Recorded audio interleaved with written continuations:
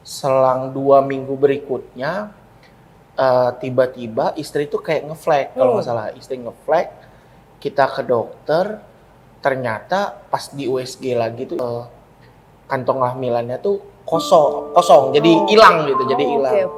Oke, terus besok. Siapa sih yang akan kamu temui dalam waiting journey? Let's hear our expert opinion. Selamat datang di waiting room. Sore ini aku kedatangan sama tamu alumni Pejuang Dua Garis. Selamat datang Pak Ridwan. Halo dok. Ini salah satu alumni dari Pejuang Dua Garis yang akhirnya lulus dengan menurut saya sih lumayan miracle ya. Jadi kita langsung aja, mungkin di sini sifatnya saya nggak terlalu nge-host, tapi kita sifatnya lebih ke diskusi aja gitu ya. Oke, jadi supaya sedikit juga netizen yang nonton juga dapat edukasi gitu dari apa yang kita bicarakan pada hari ini. Mungkin saya akan buka dengan pembahasan tentang window of opportunity dari advanced maternal age gitu. Jadi itu maksudnya adalah jendela kesempatan di mana ketika seorang wanitanya usianya lebih tua ya, atau advance itu tuh maksudnya di atas 35 tahun gitu ya. Kesempatannya untuk memiliki anak tuh seperti apa sih gitu. Nah mungkin Bapak juga perlu tahu gitu loh, kalau misalnya tingkat-tingkat kesuburan tuh akan diklasifikasi berdasarkan usia. Gitu. Jadi yang dikatakan paling peak of fertile pada wanita itu tuh usia late 20s. Itu late 20s. Habis itu akan mulai menurun angka kesuburannya itu pada usia 30-an dan menurun drastis tuh di usia 35. Makanya klasifikasinya tuh usia 35 ke atas tuh jadi advanced maternal age. Nah, boleh Bapak jelaskan nggak antara Bapak dan istri tuh kira-kira selisih umurnya gimana dan posisinya gimana waktu menikah? Kita nikah itu kan 2017 kalau nggak salah. Di posisi itu saya sama istri saya itu ada gap hampir 9 tahun. Istri itu kalau nggak salah udah 35, around 35 atau 36 saya lupa. 36. Terus kenapa kita lakuin promil, justru malah awalnya itu dari istri hamil. Jadi waktu itu ada tes pack, istri hamil. Kita coba ke dokter, di dokter pas USG itu kelihatan tuh ada kantong kehamilan tapi samar dong. Waktu itu samar. Dengan harapan kita ini masih akan bertumbuh, kita dikasih obat lah, biasa obat, vitamin segala macam. Terus selang 2 minggu berikutnya tiba-tiba istri itu kayak ngeflag kalau nggak salah, istri ngeflag, kita ke dokter, ternyata pas di USG lagi tuh inget banget tuh hari maghrib, hujan deras banget. Ternyata kantong kehamilannya tuh kosong, jadi hilang gitu, jadi hilang. Terus besoknya disuruh balik lagi, kalau nggak salah kita ngecek, ternyata baru tuh ketahuan tuh ada PCOS, ada miom, kalau miom ya nyebutnya dok ya. Yang apa tuh? Di rahim. Di rahim otot gitu kayak daging tumbuh. Iya, kayak daging tumbuh. Ada miom, itu harus dibenahin. Kita benahin itu dulu ya. Alhamdulillah kita juga disupport kantor karena ada benefit asuransi. Kita bersihin miomnya. Dokter bilang, dokter di salah satu rumah sakit itu bilang, ini kayaknya kita harus IVF karena pertama umur, yang kedua istri PCOS. Jadi istri itu selama ini tuh menstruasinya tuh nggak teratur dong. Berarti yang kehamilan pertama itu sebenarnya udah dikategorikan nggak berhasil? Nggak berhasil. Tapi waktu positif hamil tuh berapa tahun pernikahan, apa langsung isi? Enggak, itu kita udah kalau nggak salah 2 apa 3 tahun, menuju 3 tahun deh kalau nggak salah. 3 tahun pernikahan gitu. Berarti kan nikahnya umur 35 kan? Nikahnya umur 35. Berarti waktu keguguran udah 38 sendiri dong? Keguguran itu 3, ya hampir segitu dong. Oke, terus kita IVF lah, kita IVF. Alhamdulillah kita dapet, kalau nggak salah ya, karena udah lama banget dok. Jadi ada 17 telur, embrionya itu 5, terus jadinya 3, finalnya jadinya 3.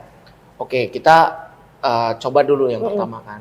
Dicoba yang pertama itu gagal tuh, gagal. Itu benar-benar kayak pas bagi rapot ya, kita coba bagi rapot lah ya biar enak itu. Pas bagi rapot, oh itu gagal. Terus sebelum yang kedua, kalau nggak salah tiba-tiba ada muncul di feed, karena saya mainnya sosial media banget kan. Tiba-tiba muncul di feed akupuntur Tangkuban. Akupuntur Tangkuban. Ngecek. Oh deket nih dari kantor. Ya udah kita coba kan. Posisi itu kalau nggak salah lagi COVID-nya tuh. Lagi COVID-nya.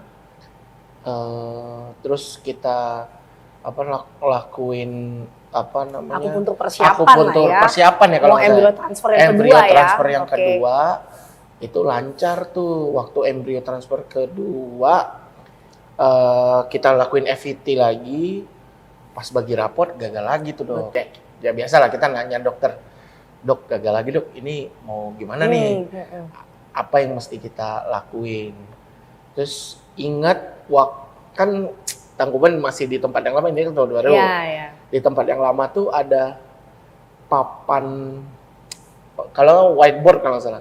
Di whiteboard itu ada salah satu, saya ingatnya tuh ada foto bayi, terus ngasih tahu ini adalah pasien pertamanya. Bapak dan ibunya ikut program. Terus programnya ada dikasih tahu hierarki programnya kayak gimana. Ya udah saya bilang sama istri, kayaknya kita coba deh. Nggak di kamu doang nih, di aku juga nih. Ya udah, karena pas banget deket kantor, ya udah during makan siang, instead of saya makan siang, saya ke tempat dokter dulu, baru makan siang, terus balik lagi ke kantor. Karena sedekat itu waktu itu dekat dengan kantor ya. Itu sih dok,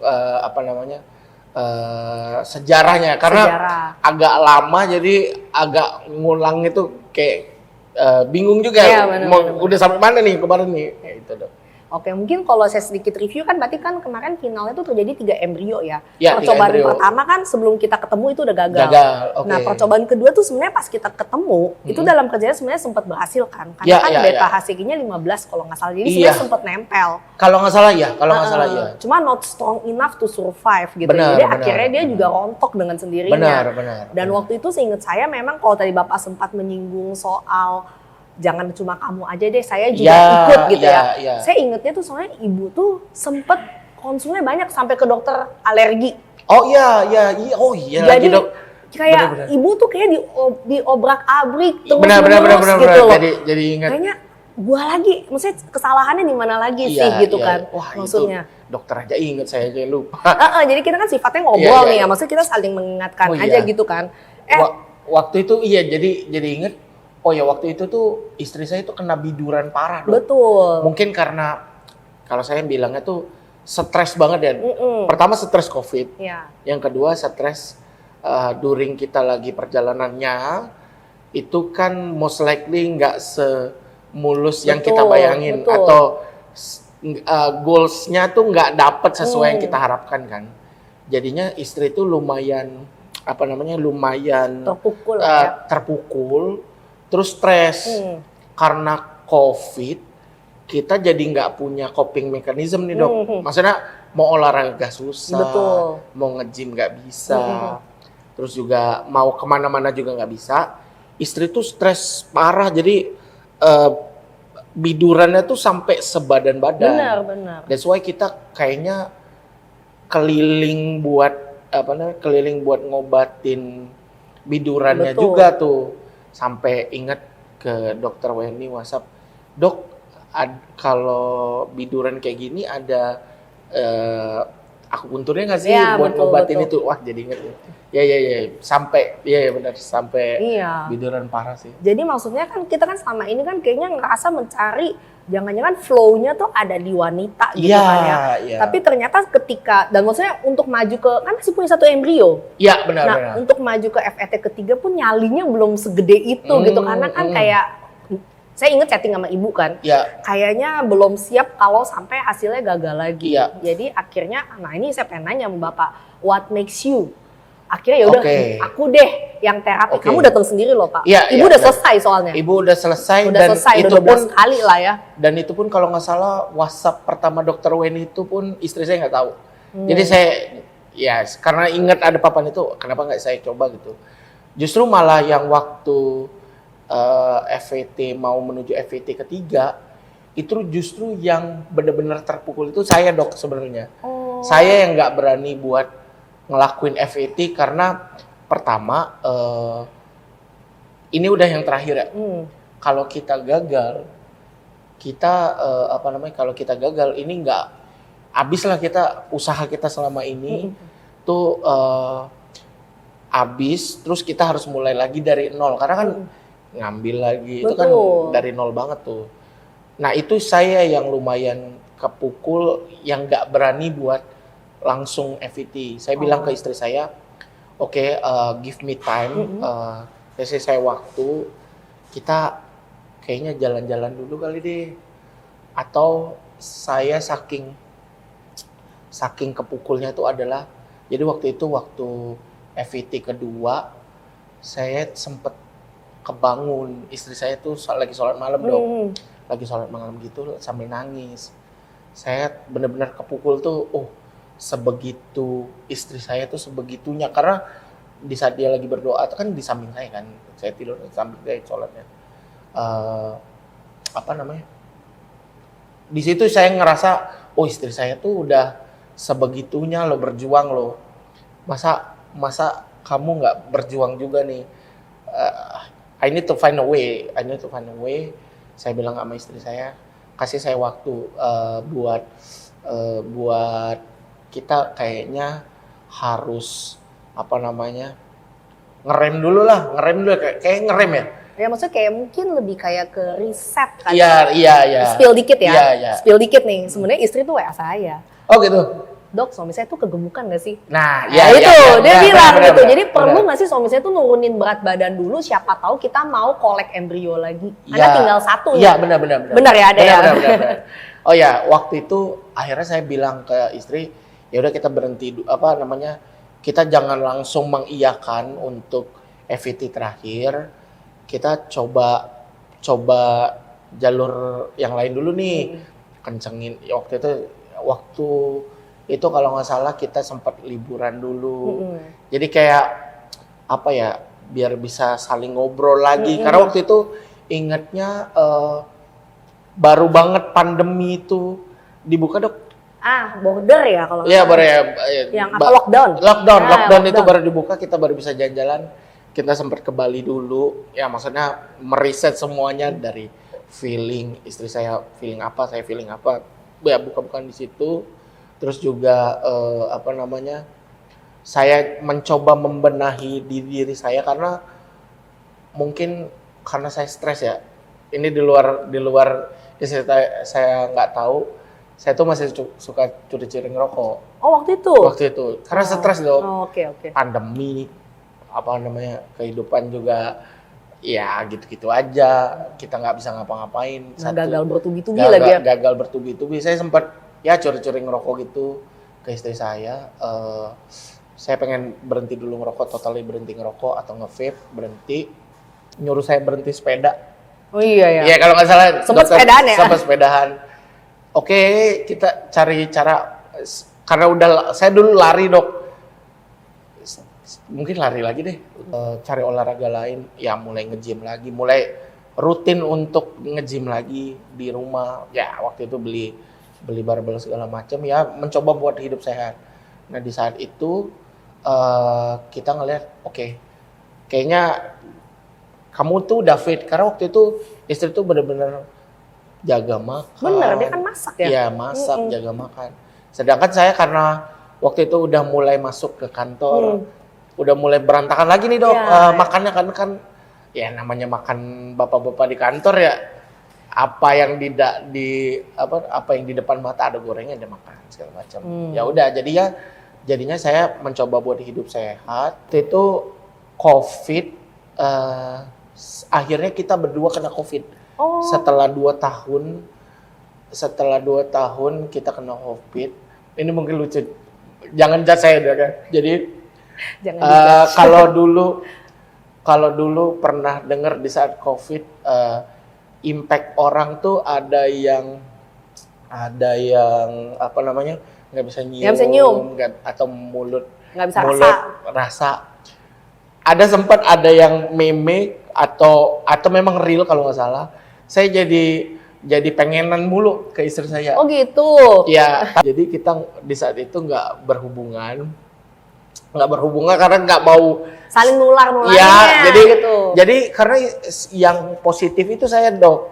Jaga jarak banget lah pokoknya ya. Pokoknya yang anjuran pemerintah ya, jaga jarak ya.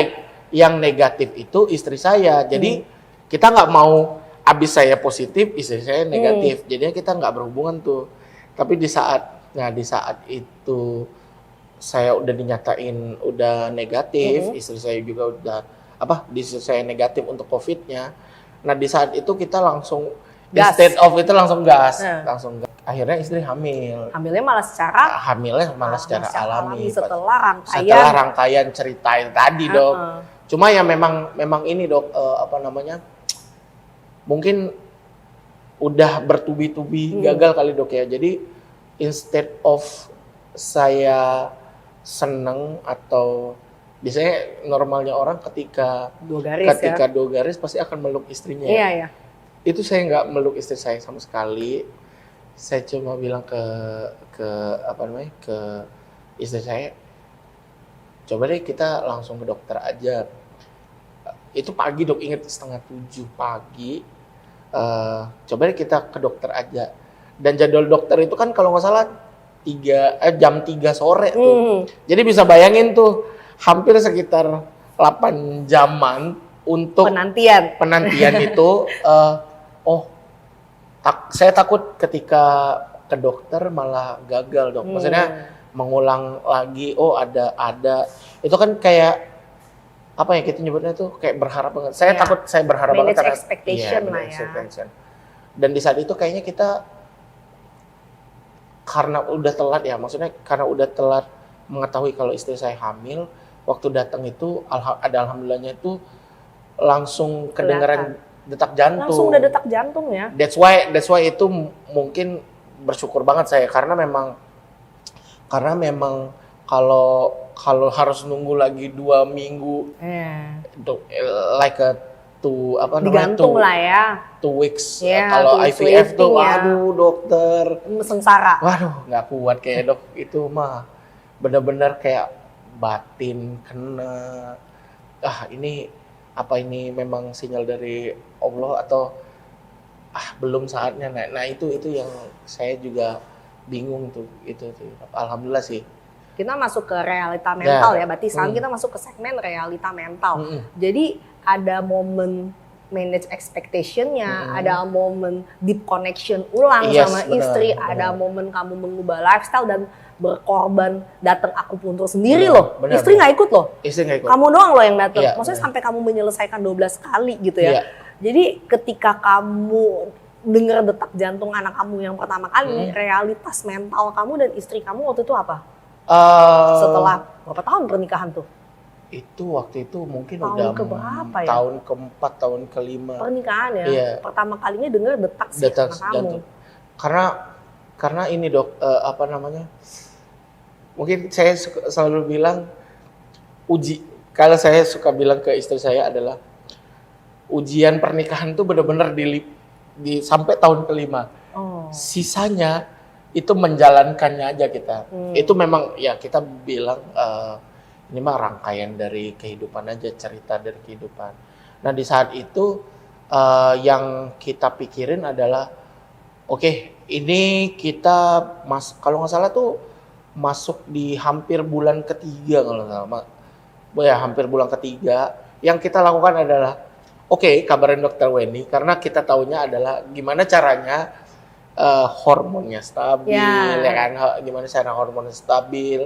Terus juga saya ngerasa during kita lagi IVF ataupun lagi berusaha itu istri saya tuh susah untuk tidur. Jadi gimana caranya bilang ke Dokter Weni kalau saya inget tuh, Dok, ada akupuntur yang bisa bikin istri saya lap istirahatnya. Nah itu yang kita pengen bangun environment-nya dulu sebenarnya, atau bangun sistemnya dulu nih. Jadi waktu kita perjalanan untuk menuju 9 bulannya itu kita udah kebangun sistemnya. Biar kali ini lancar ya. Biar kali ini lancar. Tapi sebenarnya gini loh Pak, lucu juga sih kamu sebagai orang awam melakukan itu. Ternyata yang tadi aku bilang di window of opportunity itu disebutkan juga tentang 1000 hari pertama konsepsi. Kamu tahu nggak itu dimulai dari kapan? Kalau istri saya suka ngajarin, walaupun saya cuma dengar kiri keluar kanan, itu dari awal sih Dok, dari awal kehamilan. Justru karena harus minum vitamin. Nah kita itu sebelum sebenarnya gara-gara promil juga, jadinya kita biasa minum asam folat pasti untuk istri, vitamin D.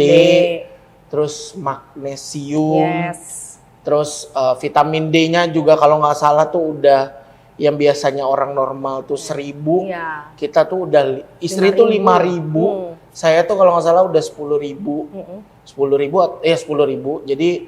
Jadi kita PD-nya adalah ketika istri itu udah mau masuk ke 3 bulan, asumsi kita adalah insya Allah anak kita sehat. Karena memang selain makannya juga teratur, dan kayak tadi saya bilang istilahnya makannya teratur, terus juga protein segala macam masuk, juga didukung dengan vitamin. Jadi kita PD-nya di situ. Apalagi waktu itu kalau nggak salah istri tuh lagi bener-bener ngurangin berat badan, gorengan. Betul. Ya, lagi sehat banget lah Dok, karena memang lagi buat yang tadi saya bilang, istri itu udah siap untuk kita tinggal punya 1 embrio nih. Saya siapin, kamu juga siapin ya. Tapi karena saya mentalnya yang kena, di saat istri saya udah fit, sayanya yang kayak maju mundur. Nanti deh, atau karena mental saya kena tuh jadinya saya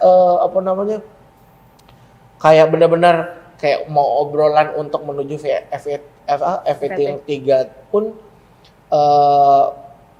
kayak mengalihkan pembicaraan ke yang lain sih Dok. Itu yang kita rasain tadi sih.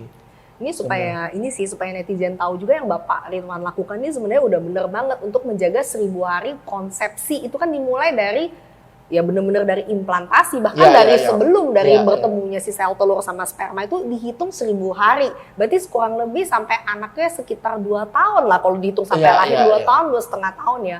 Ditambah lagi kata kunci yang perlu diingat adalah kita harus ingat ini tuh advanced maternal age gitu loh. Jadi kan di usia di atas 30 bahkan waktu hamil berarti near 40 ya. Near 40 kalau nggak. Iya, itu kan kita masuknya ke high risk pregnancy malah. Tapi dengan prenatal care yang sangat luar biasa dari kalian, akhirnya ya Kimiko bisa lahir sehat. Ya, benar gitu sekali. Ya kan.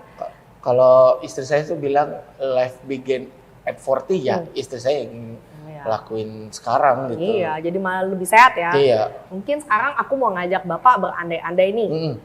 Andai kata Bapak baru mau memulai semua perjalanan ini dari hamil alami, coba IVF, FET gagal, tapi di tahun ini nih ketika boom 2026, waduh, totalnya keadaan ekonomi kita kayak gini nih. Ini sekaligus untuk pesan buat netizen, karena kita lagi membahas window of opportunity gitu loh. Kesempatan tuh ada periode emasnya gitu loh. Ini kondisi ekonomi kayak gini lebih baik menunda-nunda atau gimana gitu? Pertama ini berat karena memang kondisi ekonomi lagi kayak gini. Cuma saya ngeluarin statement ini jangan sampai dipikir oke, nunda deh orang lagi kondisi ekonomi kayak gini gitu. Betul.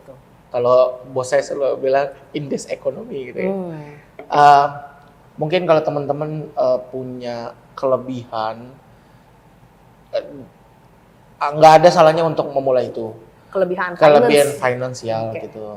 Tapi kalau dirasa memang belum siap, menurut saya siapin mentalnya dulu, karena memang di indis ekonomi kita tuh facingnya nggak cuma perjalanannya, tapi dengan pertama berita yang sebegitunya, sedunia lah ya. Sedunia tuh beritanya lagi sebegitunya, itu pertama udah bikin stres dulu. Itu akan most likely akan berpengaruh di persiapan kita. Betul. Karena stresnya di saat kita lagi siap baca berita, wah ada kayak gini nih, stres. Atau yang kedua, di saat ekonomi yang lagi kayak gini, semua tuh jadi mahal ya kita bilang ya. Karena memang yang ngeri dari keadaan sekarang itu kan adalah efek dominonya kan. Betul. Jadi biayanya akan jadi lebih mahal, terus juga biaya persiapannya jauh lebih mahal, terus juga gimana caranya ngebangun tadi yang saya bilang Dok, environment, sistem di rumah. Betul. Itu akan jadi lebih mahal. Gimana makan sehat, bos lagi kan makan sehat jauh lebih mahal ya Dok daripada to eat healthy is a luxury ya nowadays, right? Yes. Betul. Nah, itu yang kalau saya bilang sebelum memulai usahain mentalnya dulu nih. Kalau misalnya teman-teman lagi mau melakukan bayi tabung atau akupuntur atau apapun program untuk menjemput rezeki. Kalau kita bilangnya anak itu adalah rezeki dari Tuhan ya, dari Allah gitu. Siapin mentalnya dulu karena perjalanan ini nih kayak apa ya, kayak saya pernah bilang ke istri saya, we have on the roller coaster ya Dok. Jadi baru mau naik, kita tuh lagi kalau perjalanan di awal tek. Oke, udah siap nih dengan mentalnya, biayanya, terus juga dengan segala mungkin ini juga sih Dok, yang ngaruh tuh adalah sosial media.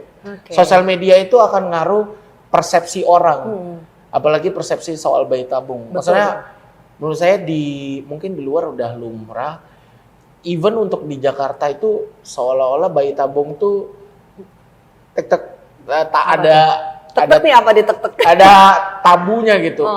Maksudnya bukan yang normal sehari-hari orang dengar, seolah-olah ketika kita melakukan bayi tabung kan kita nggak mungkin menutupi itu juga di surrounding kita kan, mungkin di teman kerja akan nanya, ketika kita lagi perjalanan gitu kan pasti ada izinnya atau tiba-tiba cuti segala macam, atau even keluarga pun kan juga nggak ngerti-ngerti amat soal bayi tabung. Itu akan cukup menguras mental kita. That's why untuk kalau saya boleh bilang tuh, kalau saya waktu sama istri COVID nih, lagi di zaman COVID, tantangannya cuma ya udah kita nggak bisa ngapa-ngapain aja, stay di rumah aja. Cuma posisinya kalau lagi sekarang, semua itu jadi ya tadi roller coaster banget ketika kita lagi melakukan perjalanan untuk menjemput anak gitu sih. Mungkin sebagai ini kan POV dari bapak-bapak tuh kan biasanya kan sebagai breadwinner di keluarga kan. Jadi mungkin kalau saya rekap dan mungkin bapak bisa tambahin sebelum kita memulai suatu perjalanan yang mahal. Ya. Mahal dan nggak pasti. Yes. Karena udah coba 2 kali tetap gagal anyway. Ya kan. benar sekali. Mungkin kalau bapak bisa rekap nih, kasih pesen ke viewer kita, mungkin ada bapak-bapak juga yang nonton atau ibu-ibu juga yang nonton. Lebih baik gimana tuh Pak? Lebih baik kalian tuh melangkah persiapannya. Kalau kamu kan ganti-gantian. Ibu dulu deh. Nanti ibu gagal, embryo kita tinggal 1 ya udah deh. Aku baru mulai membenahi diri. Tapi in this economy, I don't think kita punya kemewahan itu ya. Karena benar. setiap rupiah itu benar-benar berharga. Ditambah lagi dengan jumlah layoff yang begini, kamu izin berapa banyak? Kamu jadi replaceable gitu kan. Itu strateginya lebih baik gimana? Ini closing message aja sih. Jadi usahain, karena bapak-bapak ya. Iya. Bapak-bapak as a provider usahain mentalnya disiap di bapak-bapak dulu nih. Jadi karena kita tuh juga nggak boleh terlihat lemah di istri. That's why di perjalanan ini bukan perjalanan istri kita doang, tapi perjalanan berdua. That's why sebagai provider, suami sebagai provider, kita mengupayakan benar-benar ngelit di keluarga gitu. ya mentalnya, ya usahanya, ya timingnya. Karena kalau bisa grand design-nya tuh seorang bapak-bapak tuh harus udah bener-bener oke, kita abis ini mau ngapain, plan A gitu. Kalau plan A nggak dapet, plan B-nya apa, plan C-nya apa. That's why kalau bisa di-rerun lagi sama istri. Tapi istri juga harus mengerti, sekuat-kuatnya bapak-bapak, mereka tuh juga pengen dimengerti, pengen ditanyain perasaannya gimana, atau lebih apa ya? Kalau saya bilang tuh karena perjalanan ini panjang dan menguras tenaga, as a marathon lah, Kayaknya semuanya dikuras deh Pak. Iya, as a marathon gitu, usahain untuk nanya ke istri gitu, ke suami, ke suami, how you're feeling, how dealing with it, terus juga kalau misalnya memang dirasa dua-duanya butuh untuk ke psikiater, nggak apa-apa, psikolog Ya. dulu.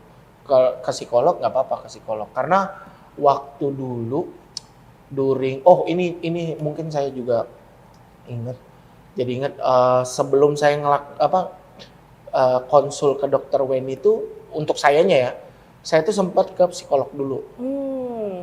Karena saya ngerasa I have a problem, saya harus cari orang yang ngerti secara ilmunya untuk gimana dealing with my feeling gitu. Jadi habis ke psikolog baru saya bilang ke istri, ini kemarin saya ke psikolog segala macam. Jadi nggak apa-apa banget pasangan kalau misalnya memang butuh ke psikolog, memang harus ke psikolog.